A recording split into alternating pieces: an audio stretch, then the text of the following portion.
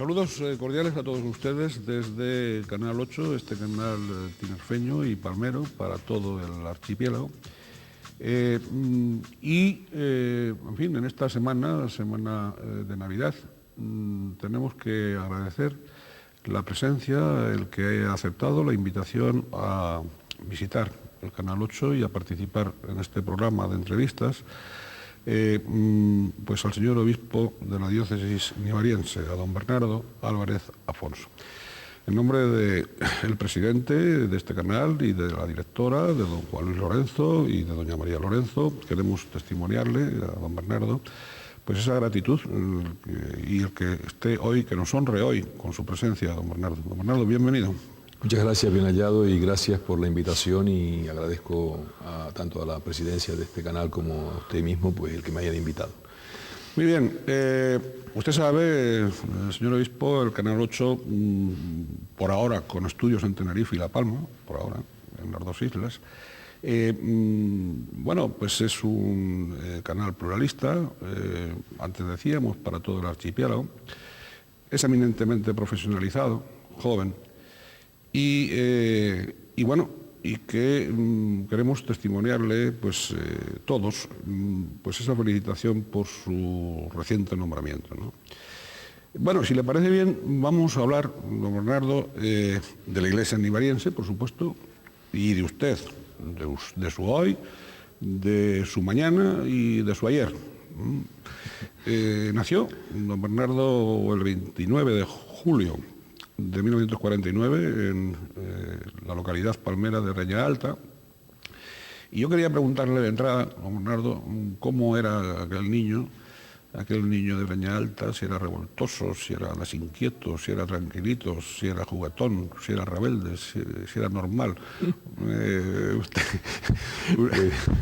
En aquellos tiempos, bueno, en la infancia fui realmente muy inquieto, muy desinquieto, ¿no? Una anécdota así me la contaba una tía mía, ¿no? Que una vez mi madre me dejó con ella y entonces una noche pues acostado con ella en la cama, pequeñajo, pues tendría yo un año, claro, ¿no? Y que entonces de pronto se despertó de madrugada y que no sabía dónde estaba el niño, ¿no? Y resulta que me había metido debajo de la almohada. Eso ya, digamos, de un año nada más. Y luego sí, toda mi infancia fue correteando por aquellos caminos, por aquellas huertas de la Breña. En aquellos tiempos no es como hoy, que hay tantas comunicaciones, eran muchas veredas, muchos caminos, en fin.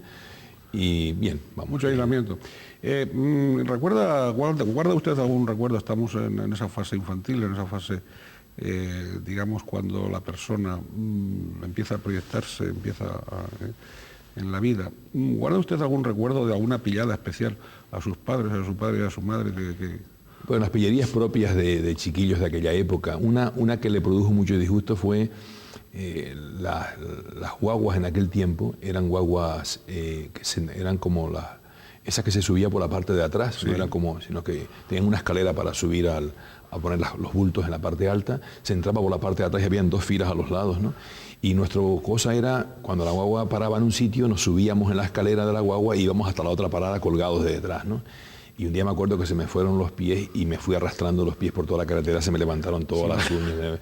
Eso fue un disgusto tremendo, porque a punto de haberme matado, porque fue una cosa peligrosísima, ¿no? Bueno, me quedé para toda la vida ya curado en salud con respecto a eso, ¿no? Bien, usted estudia bachillerato elemental y superior con sus respectivas reválidas. Entonces los bachilleratos tenían sus reválidas en Santa Cruz de la Palma.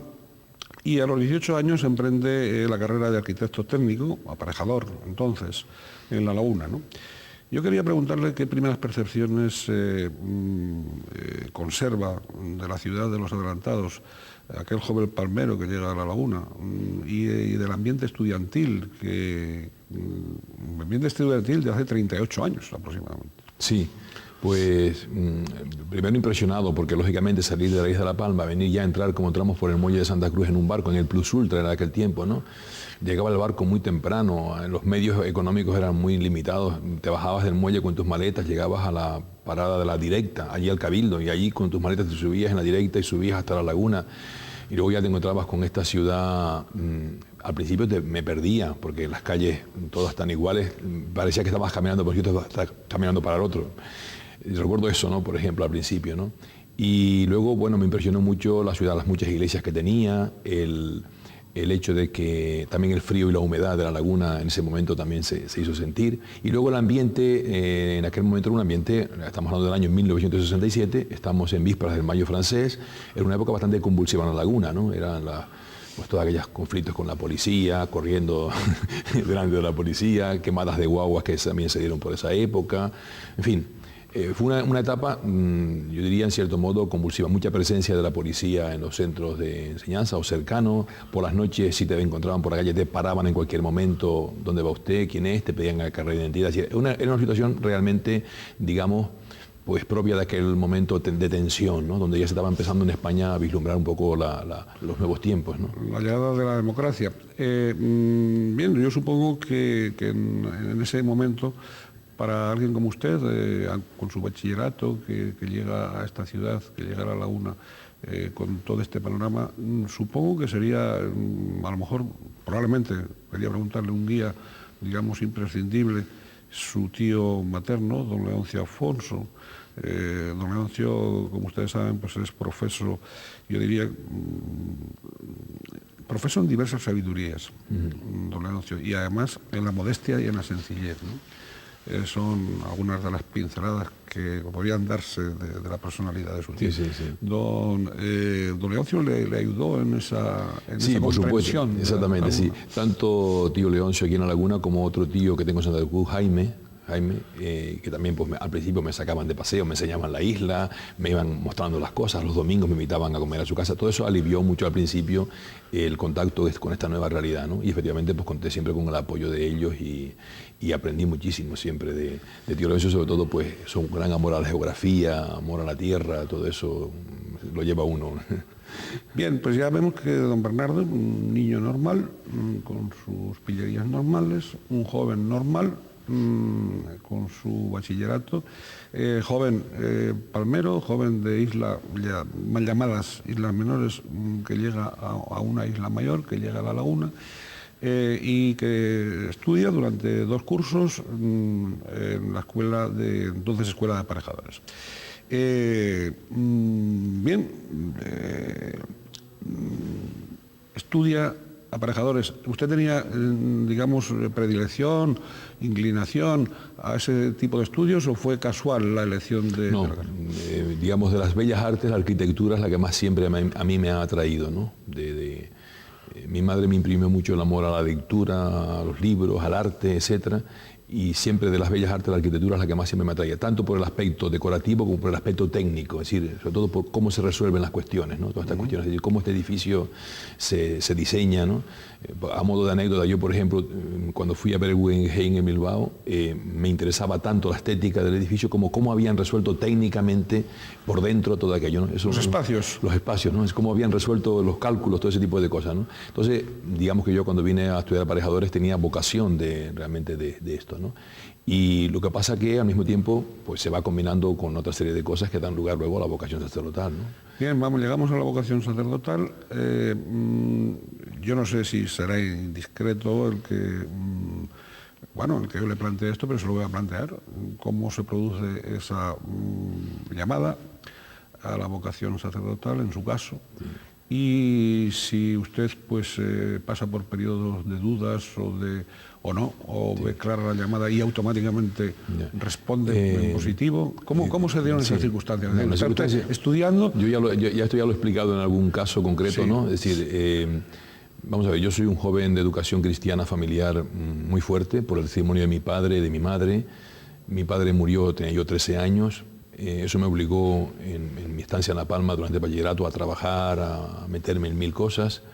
De pequeño fui monaguillo en la parroquia, pero yo siempre, digamos, fui una persona con una fe muy arraigada, ¿no? Es un gran don de Dios y que debo en gran parte también a la educación que me dieron mis padres.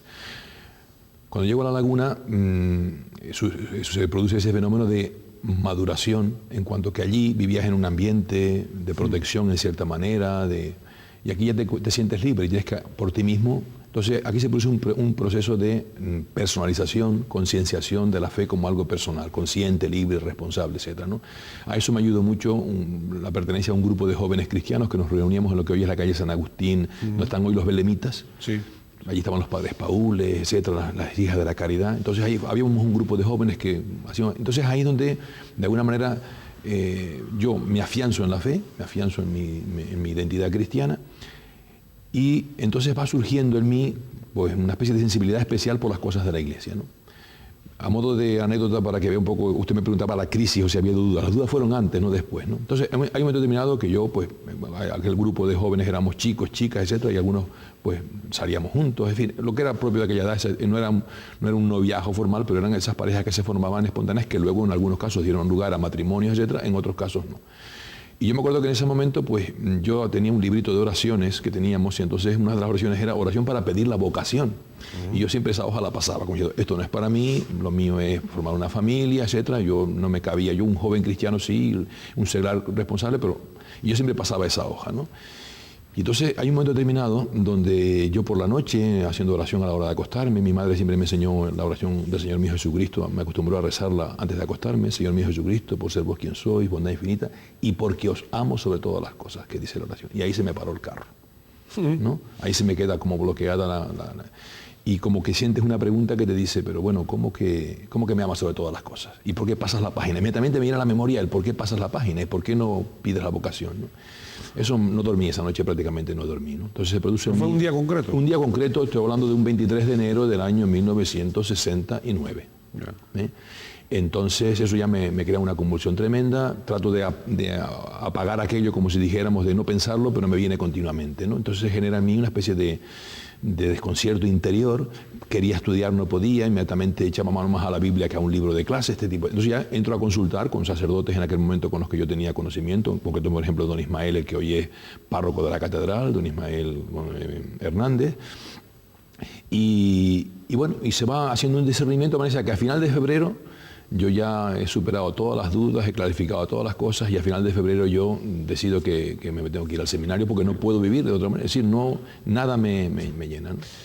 En medio de esa crisis ¿se cruzaba alguna inclinación hacia alguna novia, hacia alguna chica? Bueno, en aquel momento efectivamente, ahí entra no tanto como un conflicto, pero sí que efectivamente había una chica que me gustaba y de alguna manera salíamos juntos algunas veces y teníamos nuestra relación así habitual, etcétera.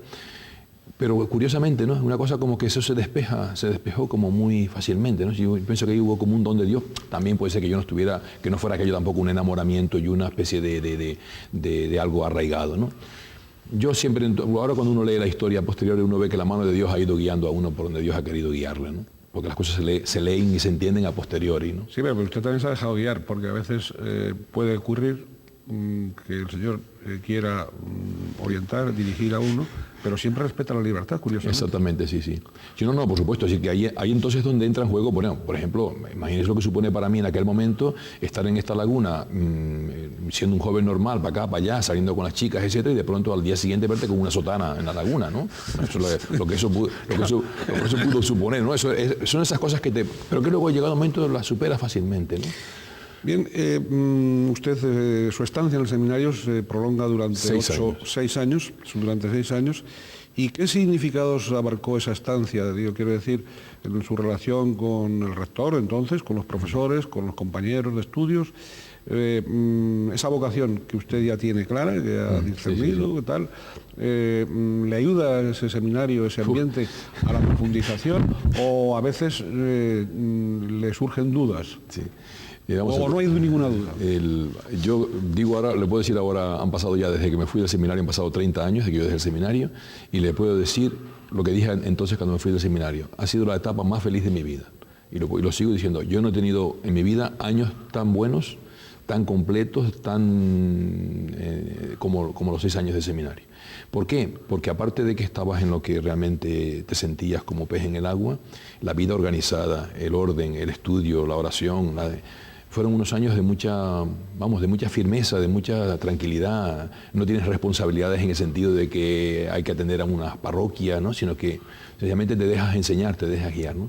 Y realmente, en cuanto a crisis vocacionales, vamos, cada día ha ido aumentando en mí la convicción de que el Señor me quería aquí y aquí estamos, ¿no? Es decir, O sea que fue un ambiente, digamos, por parte de profesores, por parte del rector, por parte de compañeros que le ayudaron a profundizar. Muchísimo. Yo del seminario, cuando me preguntaban, ¿usted qué espera del seminario? Pues que me ayude a clarificar si esta llamada que yo he sentido realmente es auténtica o no, o esto es un capricho juvenil, ¿no? Y que me ayuden justamente a madurar, ¿no? A mí me dicen que me ordenan de cura el día siguiente al seminario y me hubieran ordenado de cura, pero encantadísimo, ¿no? Pero no se trata de eso, se trata de fortalecer esa vocación y capacitarse uno para poderla realizar. El seminario, de luego, los seminarios diocesanos, claro, son lugares de formación, son lugares para discernir, son lugares para tal. A veces se dice que en algún caso, algún seminario, pues que no está abierto al ambiente, digamos, de lo que es la vida, los avatares de la vida social, de la vida común, de la vida tal. Claro, usted cuando llega al seminario ya sabe lo que es la vida, como dice. Sí. Ahí nos viene lo que se llamaba antes vocación tardía. Yo pienso que las vocaciones nunca ni son tardías ni tempranas, vamos, es una opinión personal. Exacto, sí. Son cuando cada uno le llega. Pero, y no es lo mismo un niño que desde chiquitito pues entra en el seminario, que ya una persona como usted, con estudios universitarios, que le viene la vocación. Pero quería concretarle, o la pregunta quería concretarla. Los seminarios en general han evolucionado en cuanto a dejar de ser, como ocurría a veces en el pasado, pues invernaderos o lugares, digamos, aislados completamente del resto de la sociedad. Ha evolucionado en eso. Muchísimo, bueno, va eso. Ya en mi época, que todavía estamos hablando del año 69, cuando yo entré al seminario, en octubre del 69, ya en mi época, a pesar de que era un seminario todavía, digamos, bastante riguroso en cuanto a disciplina, en cuanto a las salidas, etcétera, pero ya en mi época yo no tuve ninguna dificultad nunca en los veranos. Yo, por ejemplo, hacía una vida normal, trabajaba los veranos, me relacionaba con la gente. Sí es verdad que puede que en otra época el seminario tuviera otro tipo de formación, digamos, más cerrada, más... Pero hoy no, está totalmente más. Algunas veces hasta había que recortar un poco las velas, ¿no? Porque no podemos engañarnos, es decir, que si uno quiere cultivar, vemos hoy como para cultivar plantas hacemos invernaderos, si queremos que produzcan la planta que queremos, ¿no? Un invernadero no es una cosa mala, un invernadero es una cosa que posibilita que unas plantas, unas rosas, unas esterelicias o cualquier otra flor que plantemos, o unos plátanos o cualquier planta que plantemos, den mejores frutos, ¿no? Entonces no hay que por tener miedo. Si algunas veces parece como que estar aquí a lo que salga es mejor, no. La sociedad nos está demostrando que eso de estar a lo que salga, en el fondo sale cualquier cosa. Claro. Y si queremos que salga lo que queremos que salga, hay que cuidarlo, como se hace con las plantas, ¿no? Y entonces si queremos que salga un sacerdote, es decir, una persona con capacidad de entrega a los demás, de disponibilidad, de no buscarse a sí mismo, sino buscar el bien de los demás, capacidad de sacrificio, de vivir solo, pues hay que prepararlo. Claro. Luego nos quejamos de que tenemos curas esto y lo otro, pero vamos, los curas, si queremos tener unos buenos curas que se dediquen totalmente a los demás, hay que prepararlos para eso. Eso no brota espontáneamente, ¿no? Por lo tanto hay que tener cuidado también algunas veces con eso de más abiertos o más cerrados, ¿no? Porque son cosas peyorativas siempre. Pero bien, el seminario de la diócesis nevariense, ¿cómo está actualmente? ¿Qué perspectivas le ve? Con independencia de los centros, que también hablaremos de los centros de formación teológica, etcétera, etcétera. Pues el seminario, diríamos que tenemos seminario mayor, seminario menor. Seminario mayor tenemos 35 seminaristas, en el menor 40. Lo del menor abarca lo que se llamaría la etapa de la ESO y la etapa de bachillerato. ¿Por qué mantener un seminario menor? Pues porque nosotros estamos convencidos de que Dios llama a uno desde antes de crear el mundo, como dice muy bien San Pablo, ¿no? Y por tanto, en todo lo que sea ayudar a la persona a descubrir y a fortalecer esa vocación desde la infancia, desde la adolescencia, mucho mejor. Usted decía antes que las vocaciones tardías, quizás, tal. Mire usted, el mayor número de secularizaciones de sacerdotes en la Iglesia procede no de vocaciones de gente que entró al seminario en el seminario menor, sino de gente que entró al seminario en el seminario mayor. Lo cual quiere decir que cuando hay vocación, y eso Dios la hace ver en un niño, en un adolescente, luego lo que hay que cultivarla en libertad, eso por supuesto, no que no sea una especie de comedera de coco, sino una auténtica educación en la libertad. Y eso consolida y fortalece muy. Entonces el seminario menor tiene mucha importancia. El seminario menor, si no tiene más muchachos, incluso mayor no tenemos más seminaristas, en el fondo es porque tenemos hoy un problema fuerte de crisis de fe en los jóvenes. Este es el Eso que problema. le iba a preguntar, si con respecto a la época en que usted estudió, que entonces era más numeroso, eran muchos más los seminaristas que en la actualidad. A la época actual, el número de sacerdotes que se ordenaban era también mayor. No tanto. No tanto. Yo le pongo mi caso. Cuando yo me incorporé al seminario mayor a segundo de filosofía, en el curso en el que yo me incorporé habían entrado 53 seminaristas. Quedaban 7. Y al final me ordené yo solo. Así que de ese curso que entraron 53, nadie se ordenó. Me ordené yo, que me incorporé después. Ya. Estamos hablando del año 76 cuando yo me ordené, ¿no? Quiere decir que han habido épocas quizás más difíciles que las que tenemos ahora. Épocas en que probablemente, probablemente en que el acceso al seminario, la permanencia en el seminario, pues era un sistema, digamos, en determinadas circunstancias familiares, económicas, sociales, era un medio de promoción, era una oportunidad de estudio que no se tenía fuera del seminario. Justamente. ¿Podía ocurrir ese...? Sí. Y de hecho puede seguir ocurriendo hoy también. También. Sí, hoy hay un fenómeno distinto desde aquella época, que no es tanto económico, cuanto que hay familias que no saben, que entienden que un internado le ayudaría muy bien a su hijo, ¿no? Y aquí las familias algunas veces desenfocan el sentido del seminario. Nosotros siempre procuramos, el seminario menor sobre todo, hacer una selección muy rigurosa, ver que realmente haya gérmenes de vocación, porque también la gente hoy un poco busca siempre lugares seguros donde educar a sus hijos, me parece perfecto. Pero de todas maneras, yo también a eso le veo una lectura positiva. Dios, cuando llama y elige a alguien, se puede valer de lo que sea para hacer que una persona llegue a donde Él quiere que llegue. Aquí lo que importa no es por qué la persona fue al seminario, sino por qué se ordena sacerdote al final. Los caminos por los que Dios nos llama son imprevisibles. Puede ser que los padres dijeron, vamos a mandar a este muchacho allí a ver si aprende, ¿no? Y al final resulta que, bueno, pues ese fue el medio del que Dios se valió para llamar a alguien al sacerdocio, ¿no?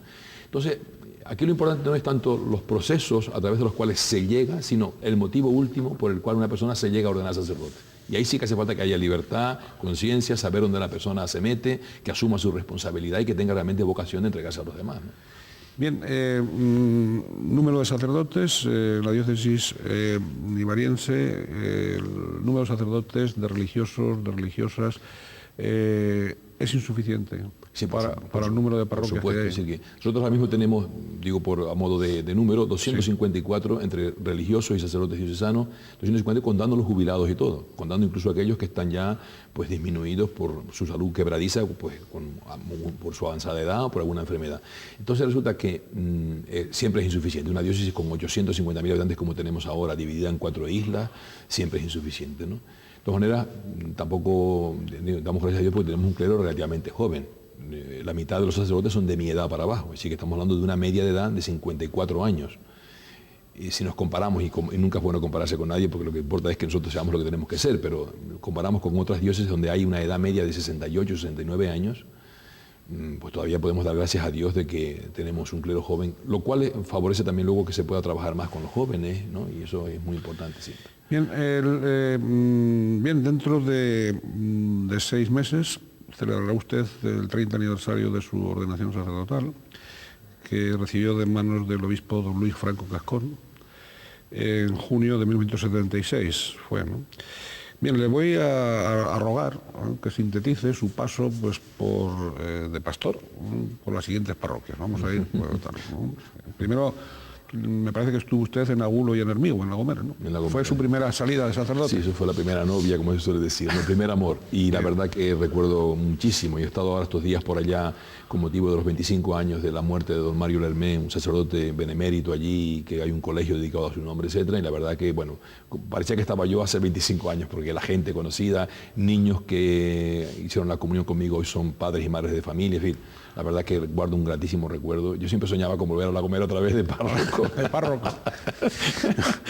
Bien, a continuación en su isla natal estuvo usted en los llanos de Aridane y en Tazacorte. Sí, ahí también fue diferente porque el tipo de la zona y el tipo de religiosidad y de manera de vivir la fe es diferente a lo que es La Gomera.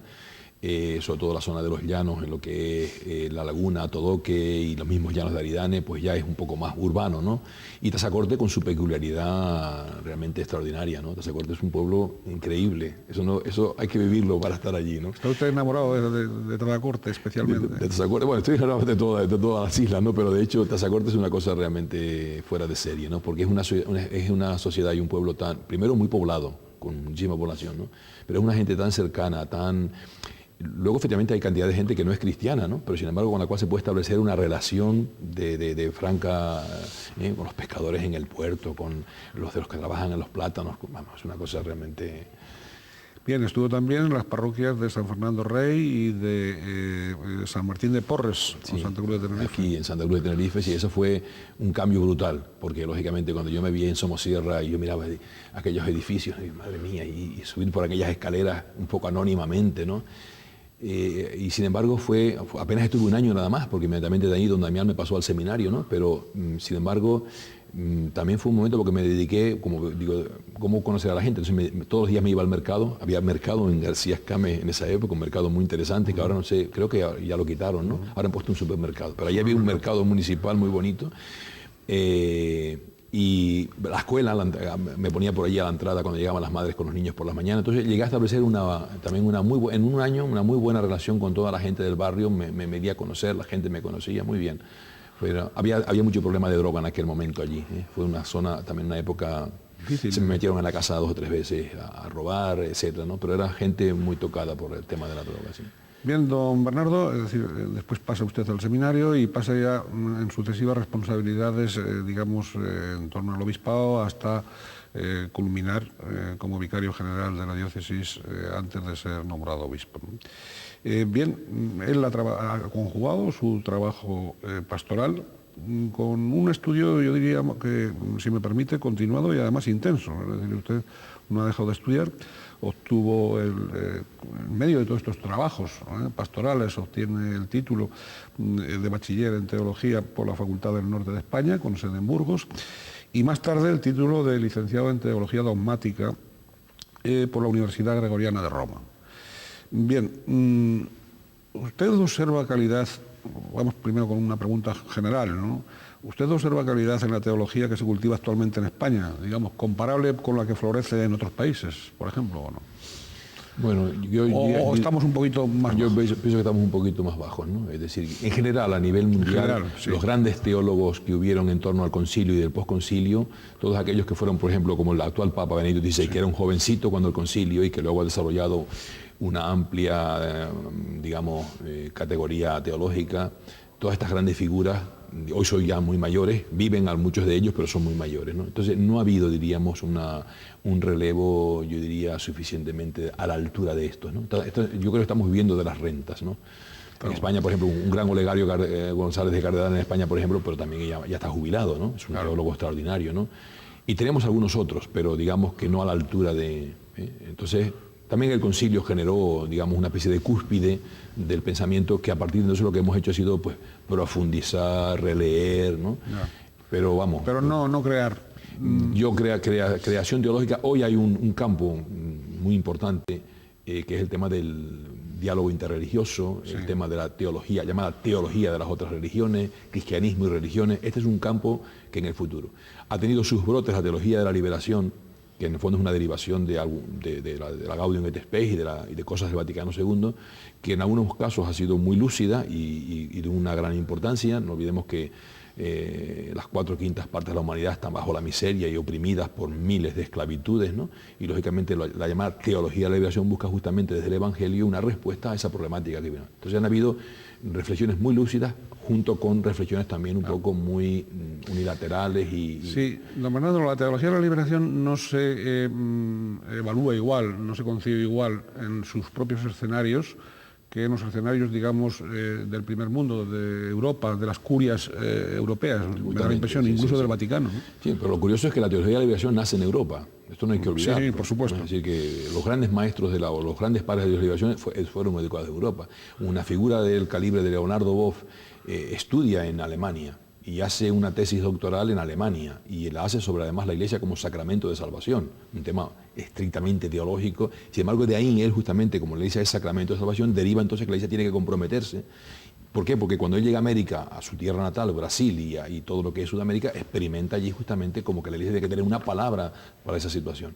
Esto se combina con mecanismos luego políticos, con cosas, y ahí es donde se complican las cosas. Bien, yo quería a este respecto plantearle lo siguiente. ¿Cabe una teología desconectada de la fe, de los avatares del siglo XXI, de la comunión con la Iglesia Universal, con Pedro, con Benedicto XVI? ¿Cabe una teología desconectada de...? Bueno, teología católica por lo menos no. Es decir, que, la palabra teología dice referencia a Dios y a todo lo que tiene que ver con Dios, ¿no? Y con la obra de Dios, etc. ¿no? Entonces, digamos, una teología católica en discomunión, abierta con lo que es la doctrina, la tradición viva de la Iglesia, lo que es la fe de la Iglesia y lo que es en definitiva la comunión con el Papa, con los obispos, eso me parece que no es teología católica. Puede realizarse, pero no es teología católica. Hay teología de las iglesias protestantes, etcétera, y muy bien, y tienen su legitimidad, pero el que se ampare, digamos, bajo el arco de la Iglesia católica... No es justo eso. Sin embargo, hay algunos teólogos llamados católicos y que se consideran católicos, que se consideran tal, y que a veces, bueno, pues expresan de que no se les respeta suficientemente por parte de la jerarquía por la causa de que ellos son críticos con la aplicación, digamos, del magisterio, o la aplicación de la fe, perdón, en el magisterio de la Iglesia, ¿no? ¿Eso es así? Bueno, puede haber algún caso de que efectivamente algún teólogo se sienta en un momento determinado que sus planteamientos, sus explicaciones no sean suficientemente comprendidas. Cuando la Iglesia, desde uno a diócesis, un obispo, o desde la Santa Sede, a un teólogo se le cuestionan sus afirmaciones, es porque seguramente contradicen la fe de la Iglesia de siempre, ¿no? Si un teólogo aparece diciendo que Jesucristo no es el Hijo de Dios, o que Jesucristo es un Salvador más entre otros, pues mire usted, la fe de la Iglesia de siempre es que Jesucristo es el único Salvador y es el Salvador absoluto de la humanidad, y que fuera de Él no hay salvación, y que toda salvación que haya en este mundo pasa por Él. Quien afirme lo contrario está contra la fe católica y contra la tradición de la Iglesia. Entonces, una de las bases de la teología católica es justamente que nosotros nunca hacemos afirmaciones que contradigan lo que siempre hemos creído. Porque entonces, ¿en qué se apoya nuestra teología? Entonces se convierte en una filosofía, en que uno elucubra, uno supone, a uno le parece que debiera de ser, pero las cosas no son como nos parece, sino como son. Como son. Eso es un poco... Bien, ¿y qué piensa el prelado de la diócesis nieveriense cuando algunos medios de comunicación social califican al episcopado español de conservador, o a un gran sector de conservador en el magisterio de la doctrina de la fe, pues porque, y no digamos al Papa, ¿no? Al cual ya desde el anterior se les reconoce, pues evidentemente muchos valores en muchos campos, pero sin embargo en determinadas materias, como no están, según esos medios de comunicación y según esos progresismos, no están al hilo de los tiempos, tacha de conservadores. Pero yo quería, sobre todo, concretar la pregunta en la conferencia episcopal. ¿Usted percibe que la conferencia episcopal sea tan retrógrada, tan...? No, yo he estado en una sesión de la conferencia episcopal nada más y he podido oír... Sí, bueno, ha estado en una sesión, pero usted es conocedor, ya hablaremos ahora de la conferencia episcopal y de muchos de sus obispos. Sí. No sé, yo es que esos conceptos de conservadores y progresistas, etcétera, son conceptos tan aleatorios y tan muchas veces utilizados como arma arrojadiza, ¿no? Para un poco descalificar al otro, ¿no? Yo pienso que aquí lo que vale a la hora de la verdad es cuando yo hago una afirmación del tipo que sea, en qué la apoyo, en qué la razono, ¿no? Cuando se defiende algo, que se defienda con razonamiento, bien con fundamento teológico si es un tema religioso, bien con fundamento ético si es un tema moral, bien con fundamento social si es un tema social o político, ¿no? Lo que se puede hacer es, yo discrepo de usted y la manera de descalificarle es decir, no, pasa que usted es un conservador, pero lo que pasa es que es un casposo o cosas por el estilo. Bueno, eso ya por sí mismo, vamos, es que no merece la pena ni hablar del tema, ¿no? Es decir, que es como cuando pasa con toda esa especie de San Benito que le colgaron al cardenal Ratzinger como el inquisidor universal, ¿no? Entonces yo sencillamente al que piensa que el cardenal Ratzinger, el actual Benito XVI, es un hombre intransigente, conservador, etcétera, pues sencillamente que cojan, lean ese libro que se ha publicado con sus entrevistas, donde hay un periodista que le pregunta sobre lo humano y lo divino, y que lean su respuesta. Y ahora usted discútale las respuestas, y no le cuelgue usted un San Benito, es decir, él parte de una concepción de la vida propia de un cristiano, y a partir de ahí da respuesta a todos los problemas. Desde la a usted no le convence, pues porque usted tiene otra perspectiva, pues muy bien, ahora usted no me descalifique a mí diciéndome que soy no sé cuánto, no sé qué, porque usted tiene un punto de partida diferente del mío. Claro. Si usted entiende que la vida se explica sin Dios, yo no entiendo la vida sin Dios, ya está, aquí ya empezamos con un problema. Evidente. Perdón, porque esto quiero decir un poco, por ejemplo, respecto a las cuestiones morales. Cuando hay, por ejemplo, no, es que el aborto, es que no sé qué, lo del preservativo, esto, lo otro, muy bien. Es decir, usted, ¿qué concepto tiene de la vida? Si su concepto de la vida es una vida sin Dios, que usted es Dios, y cuando usted decide sobre sí mismo, sobre su vida, es dueño de su vida, pues muy bien, ese es su concepto, vívalo usted. Pero ese concepto de la vida, ese de que usted es dueño de sí mismo, no es el mío. Mi concepto de la vida es que nosotros no nos gobernamos a nosotros mismos, no somos dueños de nuestra vida, no existimos porque queremos existir, sino que la vida nos viene dada y tenemos que responder a ella de acuerdo a digamos, un código de la naturaleza, que viene dado en la naturaleza de las cosas, ¿no? ¿Que discrepamos en eso? Pues muy bien, pues discrepamos, pero no me descalifique usted mi posicionamiento cuando usted su punto de partida es diferente del mío. Sí, también en la cuestión, usted lo comentaba antes, la cuestión del aborto, es decir, ahí la decisión ya no es solo sobre uno mismo, sino sobre otro ser. Exactamente. Sobre el que, incluso desde el punto de vista ya no católico, ya no religioso, sino incluso del derecho natural, pues se está ejerciendo, digamos... Eso sí que es ser conservadores, eso sí que es volver a tiempos pasados. La interrupción del embarazo, no lo que yo estaba planteando. Sí. El decidir por que un hijo no exista, o que exista. Es decir, esa capacidad de decisión. Es decir, eso es también, digamos, eso es fascismo puro y duro. Ponerse ya en una posición... Eso es fascismo puro y duro, eso es convertirse en dueño de la vida y decidir quién tiene que vivir y quién no tiene que vivir.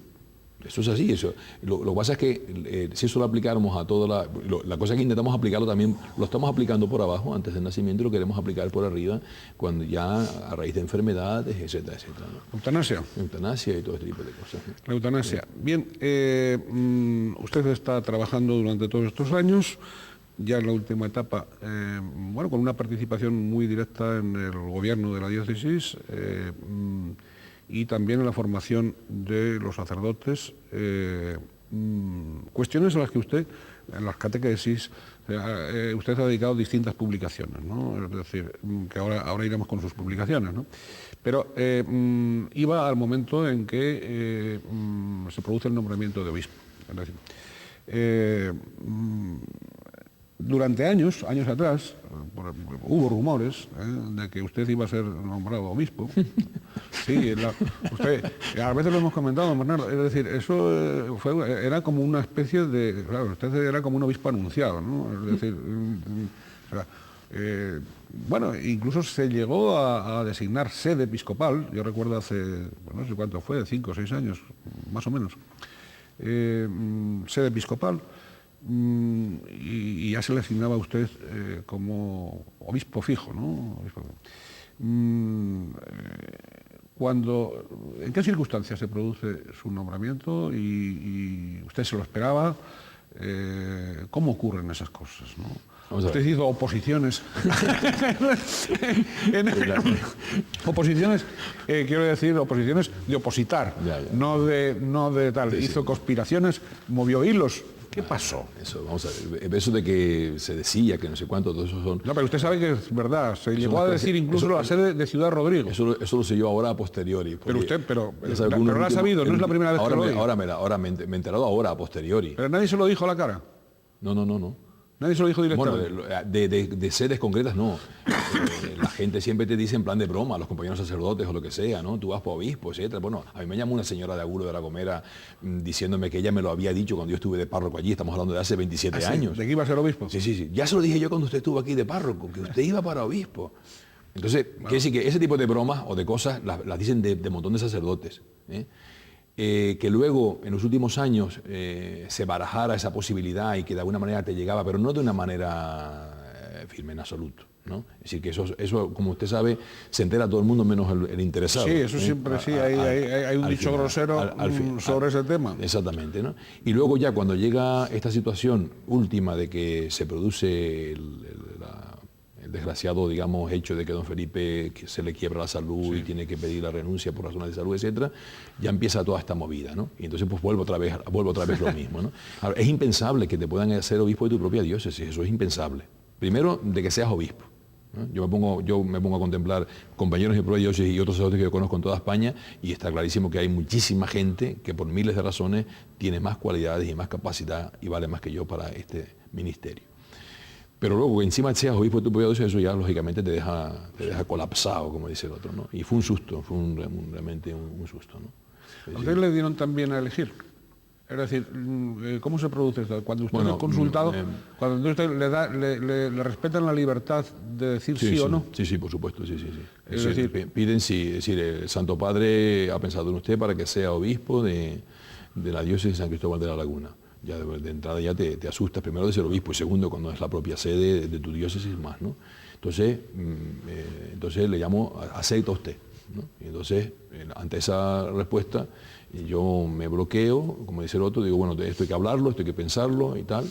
Y entonces, bueno, pues eso primero se me hace la comunicación por teléfono, entonces me traslado a Madrid inmediatamente y bueno, pues ahí tengo ya pues, largo tiempo de diálogo, de conversación, etcétera, bueno, y al final, pues, acabamos obedeciendo, respondiendo a la llamada, ¿no? Obedeciendo. Esto ya lo he contestado, bueno, incluso Sí, escrito en los periódicos, etcétera. pero bueno, yo es que recordarlo porque evidentemente puede haber televidentes. No digo con más detalle lo he contado en diversas circunstancias. Bien, bueno, pues algo que no haya contado. Usted es conocedor, era conocedor de la diócesis, cuestión que bueno, que es la parte, digamos, una parte muy positiva para alguien que es nombrado obispo, que es conocedor ya profundo de la diócesis que va a pastorear, como es su caso. No es el obispo que viene de fuera y que ha de aprenderse, digamos... Hasta los nombres de los pueblos.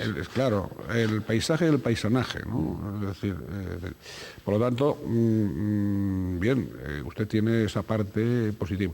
Es decir, usted, digamos, ¿qué retos se plantea en este momento, ya después de, ya ha pasado un tiempo, digamos... de aterrizaje, después del nombramiento, permítame la expresión, ¿qué retos, qué planteamientos básicos tiene para la diócesis en este momento? Bien, el primer reto es no estropear lo que hay, que ha sido una labor ingente la que se ha realizado en nuestra diócesis después del Concilio Vaticano II, ha sido una cosa impresionante, ¿no? Es decir, que yo cuando contemplo los tres obispos anteriores veo que cada uno, desde su perspectiva, según su sensibilidad, ha ido marcando la diócesis y nos ha dejado una herencia incomparable, ¿no? Por tanto, mi intención ante todo es que todas estas cosas que realmente están consolidadas en la diócesis se afiancen, se continúen, se prolonguen, ¿no? Mi gran preocupación en este momento es la transmisión de la fe a las nuevas generaciones y que incluso los cristianos bautizados que están alejados o de alguna manera se han enfriado religiosamente recuperen el entusiasmo y el vigor de la fe cristiana, de la fe católica, ¿no? Esa es mi gran preocupación. El hecho de que hoy la sociedad sea tan dispersiva, tan solicitadora, digamos, de la atención de las personas, por todos los lados, ¿no? El consumo, los medios de comunicación, la tele, tantas cosas, ¿no? Pues hace que estemos como... todo el mundo tira de nosotros, tira del ser humano, ¿no? Y entonces el ser humano está como un poco descentrado, ¿no? Y entonces hace falta ayudar a las personas a tener como un centro, como un principio vital desde el cual se explique y se afronten todas las... Y eso es lo que aporta la fe, ¿no? Y esto es lo que yo de alguna manera estoy muy interesado. Por eso nuestro actual plan pastoral, que ya lo habíamos iniciado y en el cual yo, lógicamente, como vicario general participé, pues tiene esta perspectiva, ¿no? Es decir, acoger y anunciar a Jesucristo. Es decir, Jesucristo, los propios católicos, incluso los que participamos en las misas de los domingos, necesitamos personalizar de una manera más viva nuestra fe y nuestra adhesión a Él. Eso es muy importante. Porque en la medida que seamos cristianos convencidos, seremos misioneros y seremos testigos de la fe. La transmisión del Evangelio nunca es cosa de propagandas, de marketing, de grandes campañas, sino que es de que un cristiano le testimonia a otro, como casi diríamos de tú a tú, su experiencia de fe.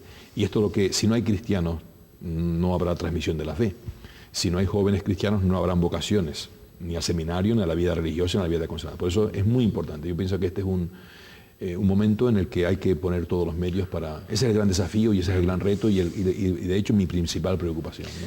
Sí, el testimonio, el ejemplo, aquel viejo dicho que decía de que no hay mejor, que el ejemplo es el mejor predicador, más o menos, ¿no? Es decir, usted, entre sus publicaciones, tendríamos que citar la Iglesia Diocesana, reflexión teológica sobre la eclesialidad de la diócesis, precisamente. Y después, bueno, ha publicado diversos trabajos monográficos relacionados con la sinodalidad, con la Virgen María, con el sacramento del orden, la formación del sacerdocio, la catequesis, la transmisión de la fe. Sí, sí. Esa fue una de las últimas cosas que hice siendo vicario, justamente. Siendo vicario, ¿no? Sí. Fue una ponencia, un amplio trabajo que presenté en la conferencia episcopal justamente en las jornadas nacionales de... En 2004. En el 2004, jornadas nacionales de catequesis justamente, sí. Porque yo he formado parte del Consejo Asesor de Catequesis de la Conferencia Episcopal durante 9 años, ¿no? Entonces, bueno, pues ahí me pidieron que hiciera este trabajo y es un poco eso, ¿no? Plantear cuál es el momento actual en este tema y qué salidas hay, ¿no? Y también participó usted como secretario general del Sínodo Diocesano. Sí, a raíz de eso fue también el trabajo sobre el Sínodo Diocesano, de la sinodalidad. Entonces, realmente el Sínodo Diocesano, o sea, ¿se puede hablar de que ha habido un antes y un después del Sínodo o no? O no hay que ser tan... Yo pienso que no hay que ser tan drásticos, porque primero, es como igual que cuando decimos Concilio Vaticano II, antes y después del Concilio, no. El Concilio se venía preparando y fue posible porque hubo una preparación previa y con el Sínodo pasó igual. El Sínodo fue posible porque en la diócesis se fueron creando previamente las bases para poderlo realizar. La asamblea que había hecho don Luis Franco, la asamblea que luego hizo don Damián, y eso ya maduró luego en un sínodo que lógicamente, pues sí, es un hito en la historia de la diócesis, fue el primero que celebramos y ha dejado, digamos, una impronta en una serie de cosas que todavía están en marcha, que todavía estamos justamente tratando de... Están aplicándolo, se está aplicando. Sí, sí. Se está aplicando. La asignatura de religión, la enseñanza de la asignatura de religión, la autofinanciación de la Iglesia, vamos a ver aspectos de estos, porque claro, hay posturas, hay voces que están confundiendo, que poco menos no, que están adjudicándole a la Iglesia la pretensión de que todo el mundo tenga que estudiar religión obligatoriamente, cuando la posición de la Iglesia no es esa. Exactamente, no. Por supuesto, lo que la Iglesia pide esencialmente es que se respete un principio fundamental que incluso reconoce los derechos humanos, que es que los responsables directos de la educación de los hijos son los padres. Y los padres son los que tienen derecho a pedir y a elegir la forma en la que quieren que sus hijos sean educados, tanto desde el punto de vista, diríamos, religioso y moral, como incluso desde el punto de vista general. Entonces quiere decir que son los padres los que marcan las pautas y el Estado está al servicio de la familia. Aquí hay algunas veces un concepto, diríamos, propio de las dictaduras absolutistas del siglo XVIII, a partir de la Revolución Francesa, donde el Estado se convierte en una especie de padre, supliendo a los padres, ¿no? No olvidemos que la Revolución Francesa enarbola 3 lemas: igualdad, libertad y fraternidad, pero es una fraternidad sin padre. Y en el fondo esa paternidad viene por la vía del consenso, esa fraternidad viene por la vía del consenso y el Estado ocupa el lugar de padre. Esto es lo que trata, observamos muchas veces en estas sociedades modernas, ¿no? Esa pretensión del Estado de copar funciones que no le son propias, ¿no? Por eso pues, se tiende a restringir la enseñanza privada, la enseñanza digamos, con un ideario religioso, etc. ¿Por qué? Porque se quiere controlar todo Entonces, ¿qué sucede? Que la Iglesia, en cuanto a lo que es la formación religiosa, lo que pide precisamente es que dentro de la formación integral de la persona, la religión que tiene cada uno sea también objeto de educación. Y como el Estado es responsable de la educación de todos los ciudadanos, porque también se ampare, porque claro, no basta decir hay libertad, si luego ese derecho no se ampara. ¿Por qué, por ejemplo? Decimos, hay libertad política en España. Y para que haya libertad política hay que subvencionar a los partidos políticos, para que eso se pueda ejercer. Hay libertad sindical, hay que subvencionar a los sindicatos. Hay libertad de cualquier otro tipo y se subvenciona. ¿Por qué la libertad religiosa, que es un derecho fundamental, que hay que no sencillamente soportar? Los derechos no se soportan, los derechos se aceptan, se acogen, se respetan, se promueven, se defienden. ¿Y cómo se defiende?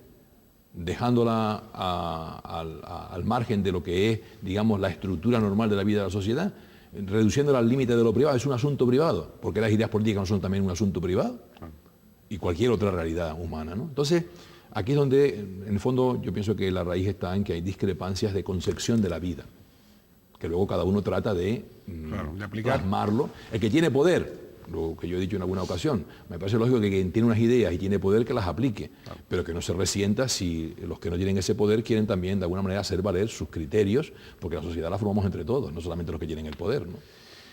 Autofinanciación de la Iglesia. Yo pienso que la Iglesia española quiere, la jerarquía quiere, el episcopado quiere que la Iglesia pueda autofinanciarse. Justamente, no, a eso vamos y a eso tenemos que ir. Y aquí yo sí que me parece que en cierta manera somos también nosotros en parte responsables, y cuando digo en parte nosotros, y cuando hablo de la Iglesia no hablo solamente de los obispos y los sacerdotes, sino hablo de todo el pueblo de Dios, que no tenemos la conciencia, la sensibilidad de que efectivamente tenemos que contribuir económicamente, con nuestro dinero al sostenimiento de lo que es la Iglesia, de la que todos participamos, de la que formamos parte y de la que nos servimos.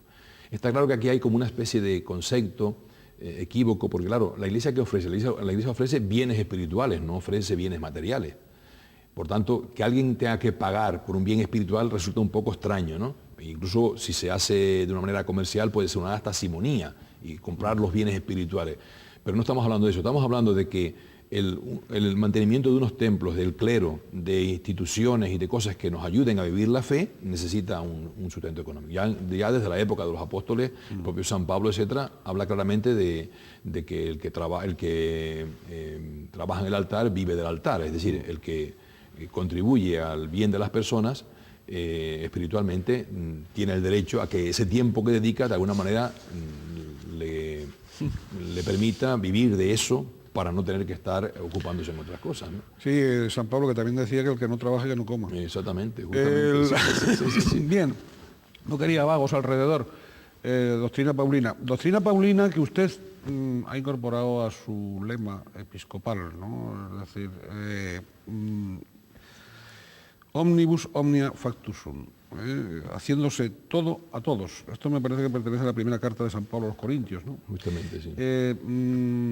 Haciéndose todo a todos. Bueno, está dicho ahí en 4 palabras, está dicho todo yo diría, si usted me lo permite, me atrevería a decir, todo un planteamiento vital, pastoral, de tratar a todo el mundo por igual, de que no se le pierda ninguno, de darse a todos por igual, sin capillitas. ¿Estoy diciendo muchos disparates o no? No. Me está ayudando a comprender yo mi propio lema todavía más. No. Yo lo percibo en una aplicación inteligente del Evangelio. Es decir, esto es lo que percibo, ¿no? Modestamente, ¿no? Lo que percibo es que usted ha aplicado su inteligencia en la elección de cómo orientar este camino pastoral, ¿no? Es decir, que no se le pierda a nadie y que todos sean iguales. Es decir, usted en la diócesis ve muchos problemas, digamos, personales o tal, y antes de eso, yo quería preguntarle, ¿no ocurre que algún partido político quiere apuntarse ahora a ser el partido de la Iglesia, aprovechando que el Pisuerga pasa por Valladolid? Siempre.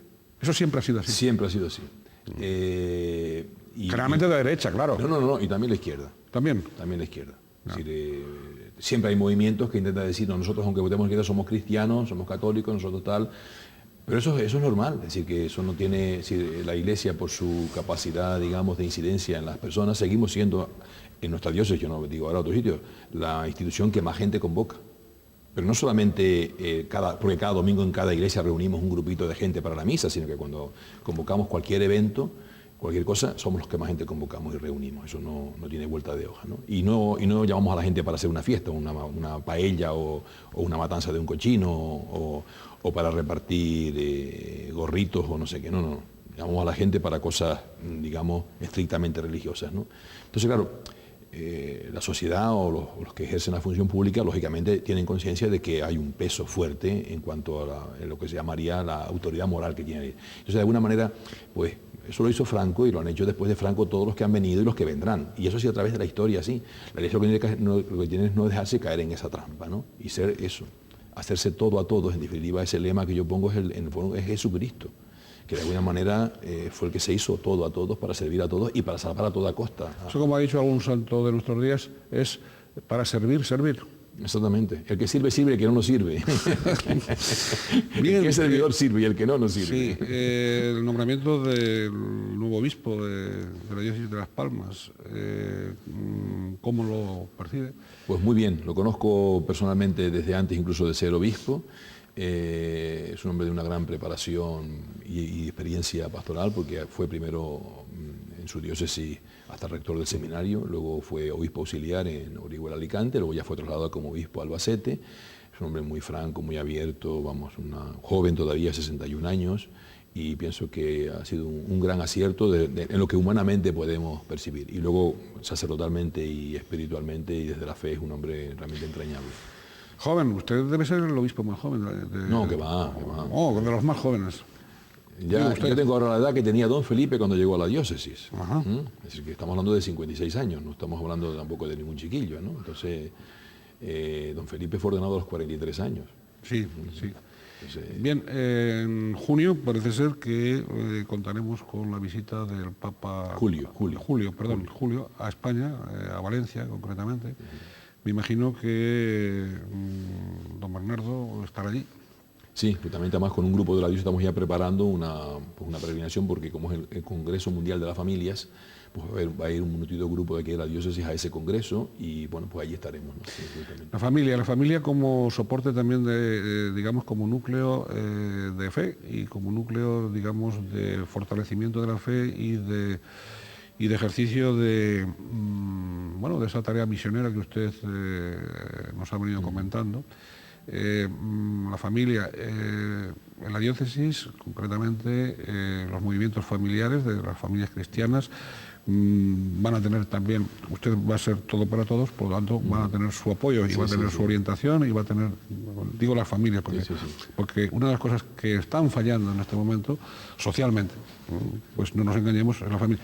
No el concepto ese de que se dice, no, es que ahora con el siglo XXI hay un nuevo concepto de familia. Yo pienso que el concepto de familia siempre ha sido y será el que es. Y otra cosa son que quiera llamarse familia lo que no es familia. Exacto. ¿O no? Sí, justamente. Es decir, que es como el que se viste de coronel y se llega a creer que lo es. Pero mire usted solamente está disfrazado de coronel, pero usted no es coronel, ¿no? Entonces, en esto pasa muchas veces igual, ¿no? Ya sabemos aquello de aunque la mona se viste de seda, la mona se queda, ¿no? Bueno, pues podemos llamar a las cosas, darle los nombres que queramos, pero digamos, la historia de la humanidad no se puede tirar por la borda y siempre lo que somos hoy no lo inventamos nosotros, somos fruto de una tradición que tenemos que acoger, vitalizar y lanzarla hacia adelante, ¿no? Entonces, cuando hacemos rupturas, eso es lo que destruye a la sociedad. Don Bernardo, la misa es mucho y los obreros pocos, parece. Y en la diócesis que usted, bueno, es nuestro pastor, eso se está produciendo de un modo especial. A veces parece que los sacerdotes, que los religiosos, que usted mismo, están sobrecargados. Todos estamos sobrecargados porque justamente queremos, nuestra voluntad y nuestro deseo va por delante de nuestras posibilidades reales, ¿no? Quisiéramos hacer más de lo que hacemos. Ahora mismo pues tenemos algunas parroquias con dificultad para ser atendidas por los sacerdotes y sacerdotes recargados con 2 o 3 parroquias, y eso es normal. Entonces justamente aquí tenemos que implicarnos todos, y hay no solamente crisis de vocaciones sacerdotales y religiosas, sino también incluso de seglares. Se faltan más laicos comprometidos que asuman sus funciones, ¿no? Sobre todo en el campo de la política y en el campo de la vida social hace falta muchos laicos que se impliquen más. Que se mojen. Que se mojen. Podemos, pregunto, ¿estará próxima a su primera carta pastoral? Pues vamos a ver. Ya ves que... Está actuando de buen palmero. Benedicto XVI ha tardado varios meses, y es que, no, sobre todo para escribir una carta normal de 1 folio, 2 folios, no hay problema, ¿no? El problema es... he hablado de carta pastoral. Me ha cogido todo muy lógico tiempo. Este inicio, pues, entre otras cosas, de hacer visitas, estar presente. Quiero aprovechar muchas confirmaciones que estoy teniendo, pues, para acercarme a las parroquias, saludar a la gente, si es una... Y como nos conocemos y estamos en casa, no hay... Vamos a dar una continuidad, que no se note que ha habido cambio de obispo de momento. Oiga, usted sabe que los rumores no se lo habrán dicho nadie, pero yo me va a permitir que usted pues, se lo diga respetuosamente y probablemente que se empiece a decir que después de unos poquitos años... ya sabe lo que le voy a decir. Que después de llegar al año que viene. Que después de unos poquitos años usted va a ser elevado a una diócesis peninsular de mayor prosapia. Las diócesis, la importancia de las diócesis...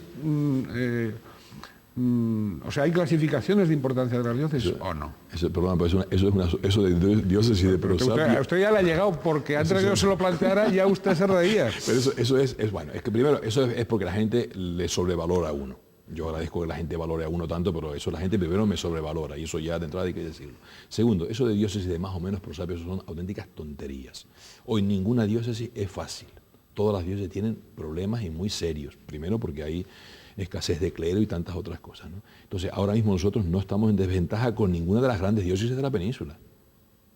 Ni con ninguna, pero absolutamente con ninguna estamos en desventaja. Es decir, a mí que me dé, como dice la gente, virgencita, que me quede como estoy.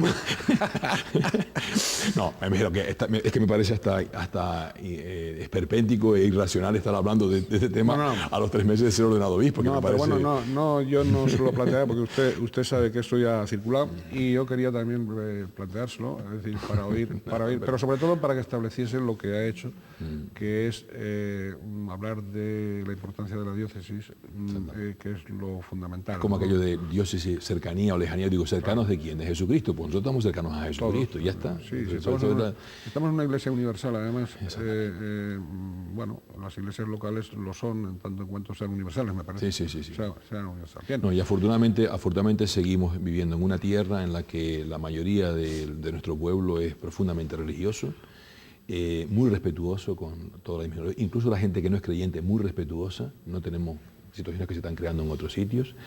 Y luego, eso sí, hay muchas manifestaciones religiosas que necesitamos justamente evangelizar para que de alguna manera esto que la gente tiene, que en muchos casos es insuficiente, no es que sea malo, pero es insuficiente, le ayudemos para que la fe sea realmente enriquecedora de la persona, claro, y repercuta en la sociedad, porque si no se queda en una religión puramente evasiva, de ritos, y eso tampoco es bueno, ni para la persona ni para la sociedad. Dos cuestiones ya finales. Primera, relaciones con las relaciones institucionales, con las instituciones políticas, con las instituciones de la diócesis. Muy bien, porque don Felipe esto lo cuidó muchísimo y estableció unas relaciones realmente dentro de una objetividad impresionante, más allá de las amistades personales y de las cosas con las que tenemos, porque lógicamente, como yo sobre todo que siendo de aquí, pues lógicamente tengo relaciones de amistad con muchos de los políticos, ¿no? Antes de que fueran políticos y ahora que lo son, e incluso los que han dejado de ser políticos seguimos manteniendo. No es porque estén en la política, sino porque hay relaciones de conocimiento personal. Pero aparte de eso, institucionalmente, vamos, tenemos, a cada rato estamos firmando convenios, todo lo hacemos con mucha objetividad, con luz y taquígrafos, para que quede claro la autonomía de ambas realidades, pero que como todos trabajamos para el bien común de los ciudadanos, pues lógicamente en todo aquello que podamos cooperar, cooperamos. Eso sí, cuando tengo que decir lo que digo, lo digo, y donde haya que decirlo sin problema de ninguna clase, aunque a ello le duela o le moleste a algún político, por muy amigo que sea, porque yo nunca he fundamentado la amistad en el amiguismo, sino justamente en saber decir la verdad también. La amistad pasa por la verdad. Bien. Finalmente estamos en la semana de Navidad. Estas Navidades, sus primeras Navidades de 12º obispo de la diócesis nivariense, ¿qué nos puede decir? Bueno, pues a todos los de a pie de la Iglesia y a los que no son tan de pie y a los que incluso no son cristianos. Pues yo desear a todos una feliz Navidad en el buen sentido de la palabra, ¿no? Porque que no sea una frase dicha, ¿no? Sino que realmente todos experimentemos el gozo del encuentro de unos con los otros, del encuentro con Dios, que detrás de todos esos gestos que tenemos unos para con otros, de regalos, de detalles, vaya al corazón, que todo eso sirva para aunar cada vez más las relaciones, la convivencia, que todo eso favorezca en definitiva la unión entre las familias, entre los amigos. Es decir, eso es lo que sería una feliz realmente Navidad, ¿no? Que aquello por lo que Jesucristo vino al mundo, que fue a reunir a la humanidad en una sola familia, pues de alguna manera contribuyamos un poquito con todas estas cosas que hacemos a esa unidad, ¿no? Cuando hablamos de próspero año nuevo, de buen año nuevo, pues también se los deseo, pero se los deseo también en el sentido auténtico de la palabra, no como un sortilegio. A veces hay suerte y tenemos un buen año, no. El buen año lo hacemos entre todos. Y por tanto, en la medida que cada uno vaya poniendo de su parte lo que tiene que poner en esas páginas que es cada día, a ver cómo las llenamos, ¿no? Es decir, el año pasado lo hemos llenado quizás con algunos borrones, con algunos manchones. Vamos a decir el año que viene logramos no poner tantos manchones, sino que pongamos buenas cosas en el año que viene. Y eso lo hacemos nosotros, eso no es de suerte, sino entonces a todos, en el buen sentido de la palabra, una feliz Navidad y un buen año 2006. Muy bien, con estas palabras de nuestro obispo despedimos este programa. Y a todos ustedes, aparte de reiterarles nuestras felicitaciones navideñas y de un mejor 2006, recordarles como siempre, recomendarles como siempre, modestamente hago en este tipo de entrevistas, el que procuren ser felices en la medida de lo posible. En la medida de lo posible es siempre en la medida en que piensen más en los demás que en sí mismos, ¿no? Felicidades.